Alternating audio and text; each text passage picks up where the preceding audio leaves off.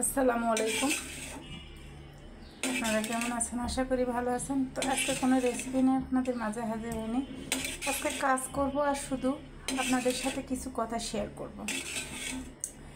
একটা মেয়ে বাচ্চা যখন একটা মায়ের পেটে জন্ম নেয়, তো যখন আলট্রাসাউন্ড করার পর দেখতে পায় মেয়ে বাচ্চা, তখন মা হয়তো একটু মেনে নেওয়ার চেষ্টা করে যে আমার যেটা সন্তান হয়েছে সেটাতে আমি খুশি, কিন্তু বাবা, ফ্যামিলির লোকজন, শ্বশুর শাশুড়ি কেমন যেন মুখ কালো করে ফেলে।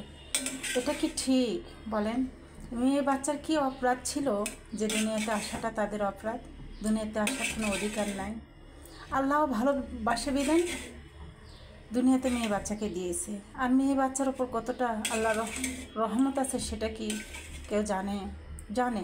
সবাই জানে, কিন্তু তারপরে মেয়ে বাচ্চাকে কেন অবহেলা করে? তো ওই যে অবহেলা শুরু হলো ওই বাচ্চাটার প্রতি, যখন দুনিয়াতে ভূমিষ্ঠ হওয়ার পরেও অবহেলাতে গড়ে ওঠে, অবহেলাতে মানুষমান হয়ে ওঠে। তো অবহেলায় সে বাচ্চাটা বাবার বাড়িতে বড় হয়। আর একটা মেয়ে বাচ্চাকে যখন বাবা মা অবহেলা করে, তখনই দেখবেন পাড়া প্রতিবেশী, আত্মীয় স্বজন, যত রিলেটিভ আছে সবাই কিন্তু সেই বাচ্চাটাকে, সেই মেয়েটাকে অবহেলা চোখেই দেখে। একটা যখন বাড়িতে কোনো ভালো খাবার রান্না হয় কিংবা কোনো দেশি মুরগি রান্না হয়, তখন দেখবেন রানটা ভালো ভালো মাংসগুলা তাদের ছেলের প্লেটে চলে যাচ্ছে। কখনো কি মন চায় না সে মেয়েটাকে খাইতে?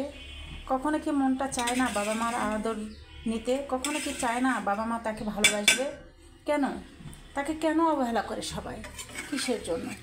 তো সেই অবহেলায় যখন শ্বশুরবাড়িতে যায়, শ্বশুরবাড়ি যায় যদি স্বামী ভালো হয়, তো সেই মেয়েটার ভাগ্যটা ভালো। আর যদি স্বামী খারাপ হয় তাহলে গেল, পুরো লাইফটাই মেয়ের শেষ হয়ে গেল। কারণ একটা মেয়েকে কখনো পরেরা মেনে নিতে চায় না, শ্বশুর শাশুড়ি তো মেনে নিতেই চায় না, ননদেরা তো মেনে নিতেই চায় না। 99% শ্বশুর শাশুড়ি অন্যের মেয়েকে দেখতে পারে না, ছেলের বউকে দেখতে পারে না। সেটা স্বামীকে বুঝতে হবে। স্বামী যদি সেই মেয়েটাকে নিয়ে আসছে, একটা পড়ার মেয়ে নিজের বাড়িতে নিয়ে আসছে, সে স্বামীটা যদি সব মাথা পেতে নিয়ে সে মেয়েটার সব কিছু মানিয়ে নেয়, তাহলে কিন্তু বেশ। আর যদি ছেলেটাও মানিয়ে না নেয়, স্বামীটাও যদি মানিয়ে না নেয়, ওই মেয়েটা জানে যে আমার বাবা বাড়ির অবস্থা কেমন, আমাকে কতটা তারা প্রাধান্য দিবে, আমাকে কতটা তারা দেখতে পারবে, কতটা সম্মান দিবে, সেটা ফলো করে। তখন জানে যে আমার বাবার বাড়িতে আমাকে কখনো সম্মান দিবে না। তখনও এই মেয়েটা কোনো পথ খোঁজে, কারোর সাথে এগুলো শেয়ার করার পথ খোঁজে। যখনই কোনো মেয়ের কাছে শেয়ার করে, তখনই সেই মেয়ে দুর্বল জায়গায় আঘাত করার চেষ্টা করে। আবার কখনো কোনো বন্ধুবান্ধব খুঁজলে, ফেসবুকে কি কোনো অনলাইনে যদি কোনো বন্ধুবান্ধব খোঁজে, ছেলে বন্ধু যদি হয়, তাদের কাছে যদি শেয়ার করে, তাহলে দেখবেন তাহলে তার কথাই নেই। সেই ছেলেটা যখনই সেই দুর্বল জিনিসগুলো শুনতে পারে, দুর্বল জায়গায় আঘাত করার চেষ্টা করে, আর তখনই সেই মেয়েটাকে ভালোবাসার প্রলোভন দেখিয়ে সে মেয়েটাকে আটকে ফেলে। তো সেই পথ থেকে যখনই মেয়েটা ঘুরে আসবে হয়তো ভালো, আর যদি ঘুরে না আসতে পারে তাহলে সেই রাস্তায় আটকে পড়ে যায়।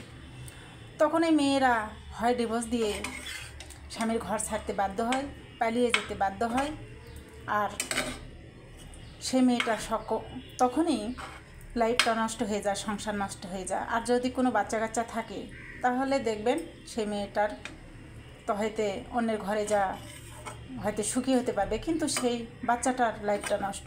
সেই বাচ্চাটা কখনো দেখবেন যে ভালোভাবে মানুষ হচ্ছে না। ছেলে হয়তো বিয়ে করবে, বউ পাবে, তো তারা হয়তো সেখানে আনন্দের সাগরে ভাসবে, কিন্তু যে সন্তানটা থাকলো ওই সন্তানটা কি কখনো মায়ের আদর পাবে না। মেয়েটাও যেখানে চলে গেল, সেখানে অবশ্যই তার সন্তানের জন্য মনটা ছটফট করবে। তার সন্তান কি করতেছে, তারা কেমন ব্যবহার করতেছে, কি খাচ্ছে, সেখানেও মেয়েটার সংসারে মন বসবে না। তাহলে দেখেন, একটা মেয়েকে অবহেলার কারণে কয়টা লাইফ নষ্ট, কয়টা জীবন নষ্ট, কয়টা সংসার নষ্ট। মেয়েটা পারবে না সেখানে সংসারে ভালো মতো মন বসাতে। আর যে ছেলেটা, ওই যে বউটা চলে গেল, ওই যে যে নতুন বিয়েটা করে নিয়ে আসলো সে বউটাকে হয়তো ভালোবাসবে, ব্যস্ত ব্যস্ত যখন দেখবে বাচ্চাটাকে অবহেলা করতেছে, তখন সেই ছেলেটাও হয়তো বউয়ের সাথে একটু দুর্ব্যবহার করার চেষ্টা করবে। আর তখনই ওই বউটাও অবহেলা করা শুরু করবে, সংসারে অত্যাচার অনাচার করা শুরু করবে, ওই সংসারেও তখন শান্তি থাকবে না।